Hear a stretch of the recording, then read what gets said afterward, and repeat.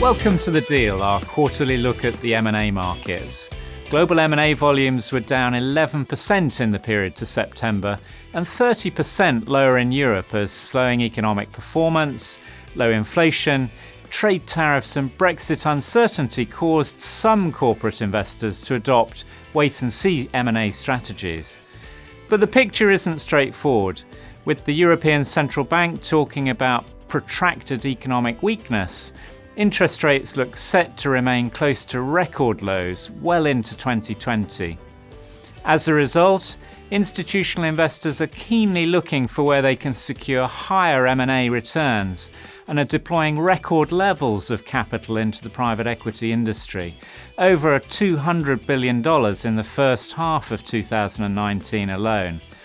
There's now an unprecedented $1.7 trillion of committed but undeployed dry powder looking to invest. So which sectors are active?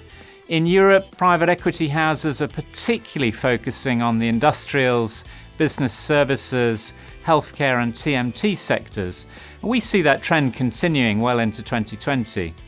With competition in M&A increasing, we're seeing more private equity funds expand into niche areas including growth capital, private debt, minority stake investing, and raising long-hold funds. This is all likely to fuel M&A activity in 2020.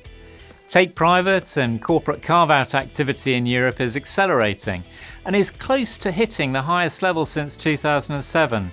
As public and private market valuations diverge, shareholder activism grows and public companies increasingly look to adopt defensive strategies and to pay down debt.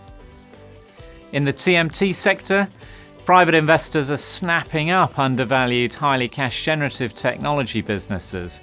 We see this trend continuing in the UK, particularly in the enterprise software market where businesses with long-term recurring revenues are highly attractive to cash-rich private equity. In the short term, sterling's relative weakness has also made buying into the UK tech sector cheaper for overseas investors. The importance of the US deal corridor has been a key feature this year. With impending US elections in 2020, US investors continue to look across the Atlantic, with US investment into Europe set to reach close to record levels, both in terms of value and the number of deals. And in Europe, investment into the US is already over $130 billion, well ahead of 2018's total. So a lot riding on the next 3 months, particularly in the UK, but still plenty of opportunity in the market. Thank you for watching. See you next time.